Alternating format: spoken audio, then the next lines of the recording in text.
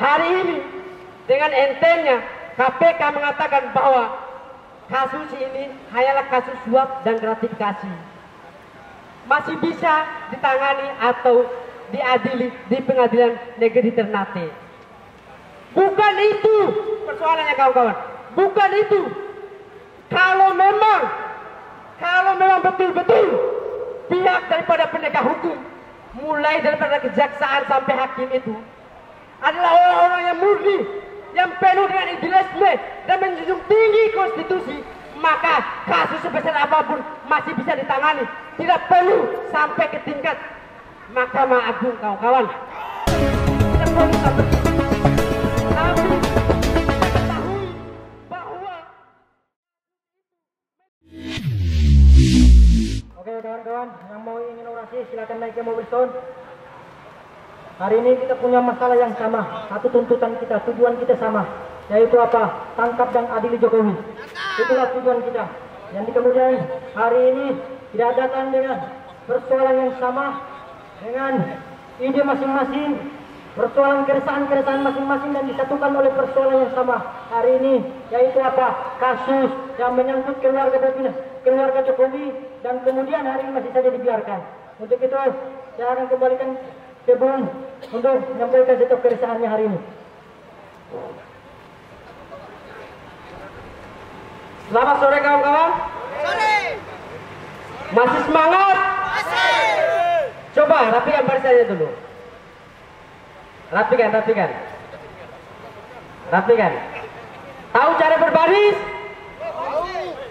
Coba berbaris, atur. Berbaris. Kan ada contoh di depan kalian itu. Nah. Oke kawan-kawan, semangat? Masih semangat kawan-kawan? Oke. Kawan-kawan, apa perlu kita membangunkan Tan Malaka untuk menangkap Jokowi? Apa perlu kita membangunkan atau menghidupkan kembali Soekarno untuk menyelesaikan persoalan di bangsa ini? Jika tidak perlu kawan-kawan, maju 3 langkah ke depan. Maju. Revolusi. Revolusi. Kawan-kawan. Kawan-kawan. Oke, santai kawan-kawan, santai. Maju. Oke. Biar sama-sama panas. Makanya kawan-kawan maju 3 langkah itu biar sama-sama panas. Biar kawan-kawan yang berteduh di sana juga ke sini gitu loh. Kita sama-sama merasakan panas dulu. Oke kawan-kawan. Kemarin terlepas daripada alasan hujan atau apapun, kita naik ke atas. Walaupun kita lihat di berbagai keliling kawan-kawan, bahkan di masa yang terhitung jari ini sudah disiapkan BRIMOB kawan-kawan. Nah, artinya negara melalui alat represifnya, kepolisian, itu ingin menguji bagaimana militansi kawan-kawan dalam mengusut tuntas kasus Blok Medan yang melibatkan anak Jokowi. Bagaimana semangat progresif revolusioner kawan-kawan itu bisa sampai dan masuk di dalam gua yang penuh dengan siluman-siluman yang sekarang dipimpin oleh PLT Nawawi. Kawan-kawan, bukanlah menghina kawan-kawan. Kalau bahasa timur itu, Nawawi itu, Wawi itu babi artinya. Kawan-kawan, mungkin kita bukanlah orang-orang yang baru yang ada di jalanan kawan-kawan. Beberapa kali kita direpresif, beberapa kali kita dikenakan pasal karet, mulai daripada melawan perintah atau aparatur sipil negara sampai menggunakan undang-undang darurat. Kurang apa lagi coba kawan-kawan. Yang belum kita rasakan mungkin hanyalah pembuangan dan dibunuh kawan-kawan. Kalau diintimidasi dan dipukul, mungkin kawan-kawan sudah merasakan itu. Hari ini kawan-kawan perlu saya terangkan ulang bahwa kasus ini kawan-kawan bukan hanya melibatkan anak Jokowi Kahiyang kawan-kawan, tapi juga Jokowi itu sendiri kawan-kawan, termasuk presiden terpilih hari ini, yaitu Prabowo kawan-kawan. Melalui apa kawan-kawan? Melalui DPD Gerindra yang ada di Maluku Utara kawan-kawan.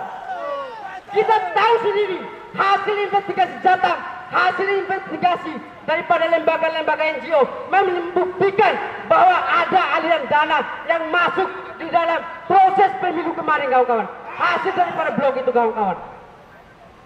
Hari ini dengan entengnya KPK mengatakan bahwa kasus ini hanyalah kasus suap dan gratifikasi, masih bisa ditangani atau diadili di pengadilan negeri Ternate. Bukan itu persoalannya kawan-kawan. Bukan itu. Kalau memang betul-betul pihak daripada penegak hukum, mulai daripada kejaksaan sampai hakim itu adalah orang-orang yang murni, yang penuh dengan idealisme dan menjunjung tinggi konstitusi, maka kasus sebesar apapun masih bisa ditangani. Tidak perlu sampai ke tingkat Mahkamah Agung kawan-kawan. Tidak perlu sampai ke situ. Tapi kita ketahui bahwa kasus itu melibatkan orang nomor satu, yaitu Joko Widodo kawan-kawan. Maka penanganannya harus juga lebih serius dan extraordinary crime kawan-kawan. Kejahatan yang luar biasa hanya bisa dilawan dengan kekuatan yang terorganisir dan upaya yang luar biasa juga kawan-kawan. Kasus yang didakwakan kepada Abdul Ghani Kasubah merupakan satu kasus yang sangat besar kawan-kawan. Bukan hanya merugikan negara kawan-kawan, tapi juga menghancurkan sumber penghidupan rakyat, menghancurkan ruang hidup rakyat di Maluku Utara kawan-kawan. Hari ini mungkin hanya kasus itu yang terbukti melibatkan anak daripada presiden nomor 1 presiden Indonesia kawan-kawan, yaitu Joko Widodo kawan-kawan. Kahiyang jelas-jelas disebut oleh Abdul Ghani Kasubah sebagai pemilik tambang di dalam blok Medan itu kawan-kawan. Tidak bisa dipungkiri lagi itu kawan-kawan. Maka tuntutan kita jelas, KPK harus menangkap dan mengadili Kahiyang selaku pelaku gratifikasi yang merugikan anggaran negara puluhan miliar itu kawan-kawan. Dia juga terlibat kawan-kawan. Hari ini kawan-kawan, kita lihat ini bukanlah kasus yang kecil kawan-kawan. Bahkan sekelas grup Harita Group itu juga terlibat dalam kasus tersebut. Artinya operasi yang dilakukan di dalam blok Medan itu sungguh sangat masif dan sudah terlalu lama kawan-kawan. Kita ketahui kawan-kawan bahwa orang yang bisa melakukan itu tidak lain adalah orang yang memiliki pengaruh nomor 1 di Republik ini, yaitu melalui kaki tangannya Bahlil Lahadalia itu melancarkan segala proses korupsi dan nepotisme serta tindakan penghancuran alam di Republik ini kawan-kawan. Kita ketahui kawan-kawan, mungkin hari ini bisa jadi kita yang terakhir yang ada di lembaga ini kawan-kawan. Tapi ketika kawan-kawan mau melihat berbagai upaya dan kasus yang ada di Republik Indonesia, maka duduklah dan kopilah di situ. Setiap hari, mulai dari hari Senin sampai Jumat, pasti akan ada orang yang melakukan aksi di gedung KPK kawan-kawan. Begitu bobroknya negara ini, begitu hancurnya negara ini, tidak dihancurkan oleh perang seperti di Ukraina maupun di Israel ataupun di Palestina kawan-kawan, tapi dihancurkan dengan perilaku korupsi dan kolusi serta nepotisme yang dijalankan oleh pemerintah yang ada di negara kita sendiri kawan-kawan. Di Singapura, di Cina, di negara lain mungkin korupsi ada ya, tapi tidak semasif dan tidak sebesar yang dilakukan di Indonesia kawan-kawan.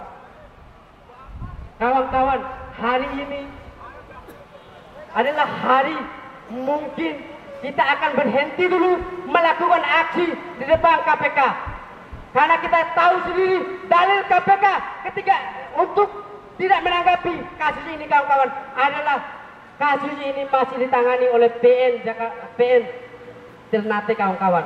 Maka hari besok dan minggu besok kita pastikan Kejaksaan Agung Republik Indonesia akan menjadi sasaran daripada aksi demonstrasi yang akan kita lakukan kawan-kawan. Kejaksaan Agung akan menjadi sasaran empuk di mana pagar di sana sangat enak untuk digoyang dan dihancurkan kawan-kawan. Sampai kita masuk, kita tidak akan pernah pulang nanti. Tapi hari ini kita kembali ingatkan KPK bahwa setelah kita melakukan aksi di Kejaksaan Agung, maka kita pastikan akan kembali lagi kawan-kawan ke sini. KPK merupakan lembaga yang diupayakan untuk menangkap para pelaku korupsi. Hari ini diam tidak bahasa terhadap kasus yang dimana di dalamnya adalah anak Jokowi itu sendiri kawan-kawan. Tuntutan kita jelas bahwa tangkap dan adili Bobi Nasution dan Kahiyang, dan kedua tangkap dan turunkan Jokowi, usut tuntas segala korupsi pertambangan agraria di Indonesia di masa pemerintahan Jokowi.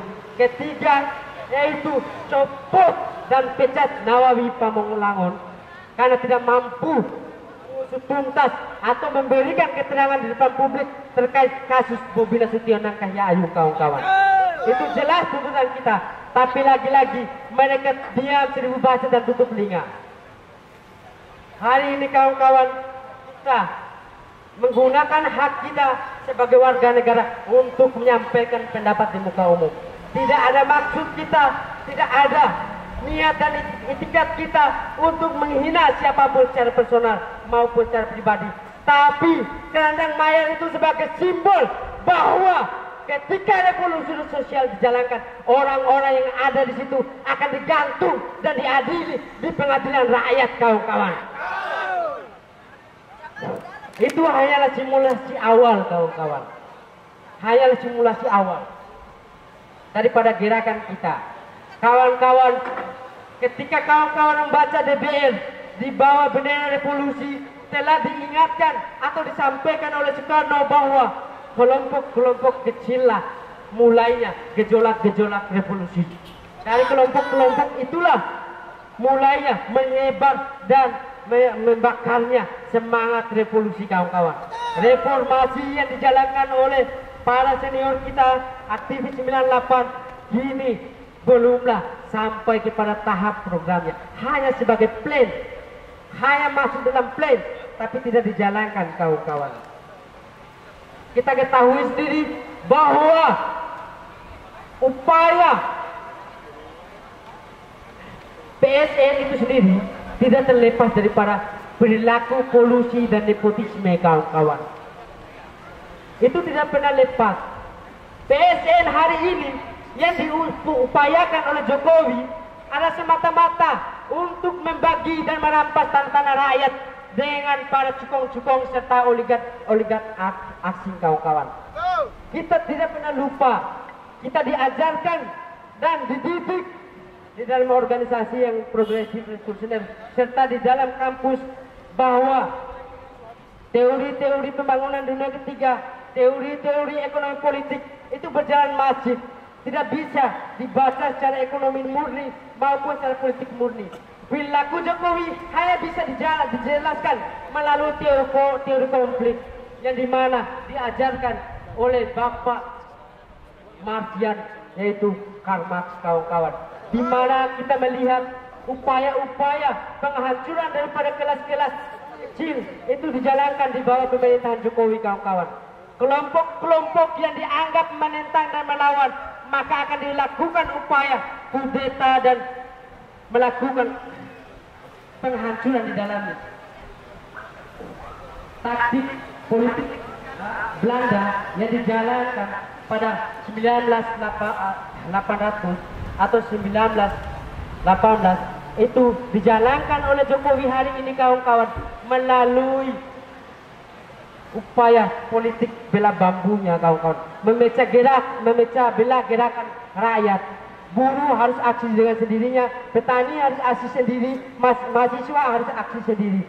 Dan organisasi HTI itu dianggap radikal kawan-kawan. Bahkan FPI pun dibubarkan.